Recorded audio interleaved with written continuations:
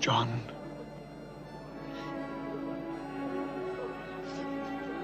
Behold your mother.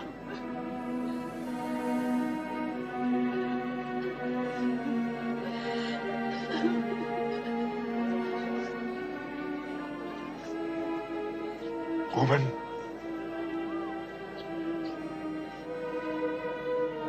Behold your son.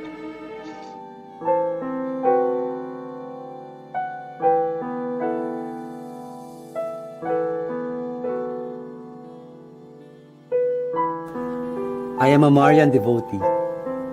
In fact, my first memory of any religious experience in life is not attending the Mass, but going to a Marian shrine. When I was a young boy, my mother would bring me to Our Lady of the Pillar Shrine, or Fourth Pilar, as we call it, at least twice a year, on my birthday and during the fiesta. As a little kid, I always looked forward to visiting the shrine, and also seeing the colorful balloons and the flock of pigeons, and eating ice cream and cotton candy. So every visit to the shrine was always special to me, and also spiritual, even though I did not understand yet the meaning of these visits. However, I could vividly remember those times as I watched my mother light a candle and with eyes closed whisper a prayer to Our Lady.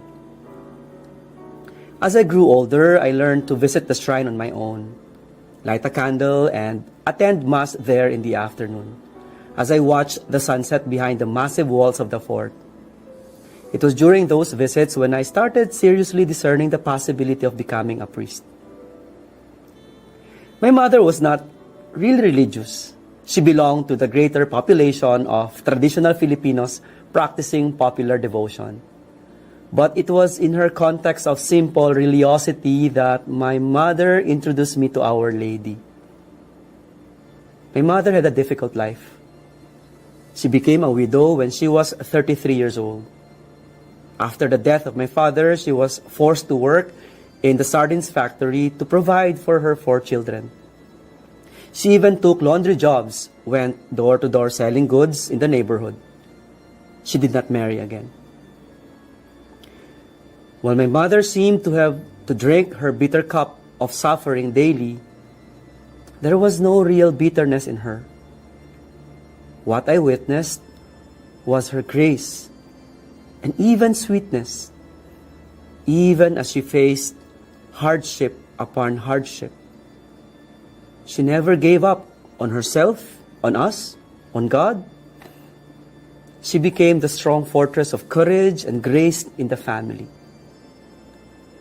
Later on, I began to understand that perhaps the reason why my mother always went to the shrine was because she felt deep within her heart that she was like Our Lady.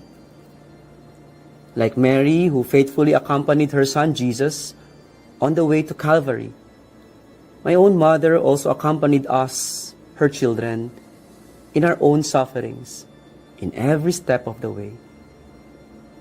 My mother went to the shrine of Our Lady because she knew Our Lady would understand her. As I was studying theology, I learned that the name Mary or Miriam or Mariam in Hebrew signifies bitterness. And in the older Egyptian language, means beloved. Mary lived her life true to her name. After saying yes to the message of the angel, she later experienced a lot of sufferings in life. She bore Jesus in her womb, gave birth in an animal stable, fled to Egypt to escape the wrath of Herod, looked anxiously for her lost son, and found him after 3 days. She also became a widow at a young age. Even as God's beloved and favored one, she suffered bitterly under the foot of the cross as she watched her son dying on the cross. The life of Our Lady reminds us that to love is to suffer with the beloved. She would even trade places with Jesus on the cross if only she could. That is what love is all about. And perhaps Jesus learned that too from his own mother. That is why, while dying on the cross, the last thought and concern of Jesus was his mother, was going to take care of her after he's gone. So he needed to entrust her to John, his beloved friend, as he was breathing his last. You see, my own mother did not agree with my desire of becoming a priest, at least at the beginning. She knew that this meant I would have to leave her and home. She was scared of losing a loved one once again. She cried bitterly that night when I told her. But after ranting for 30 minutes, she told me something that made me cry like I never did before. She said, "Anak, kung dyan ka masaya, hayaan mo lang ako. Balang araw, matutunan ko ding maging masaya para sa'yo."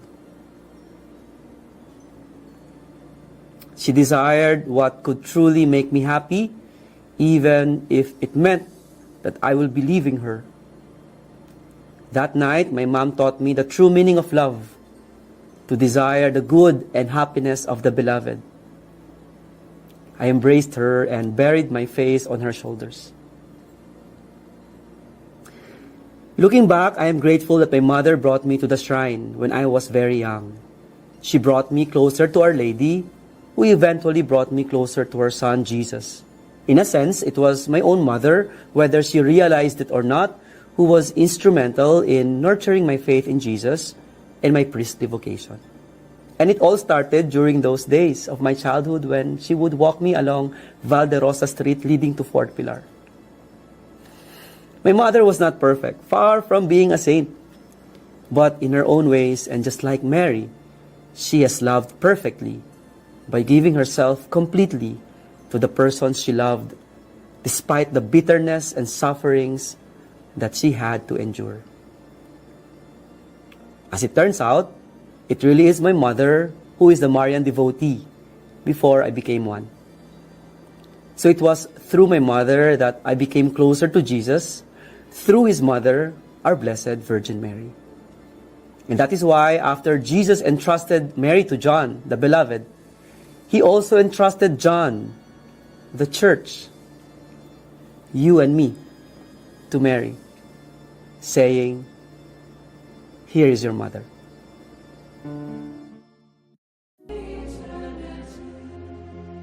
Jesus, Lord, I ask for mercy.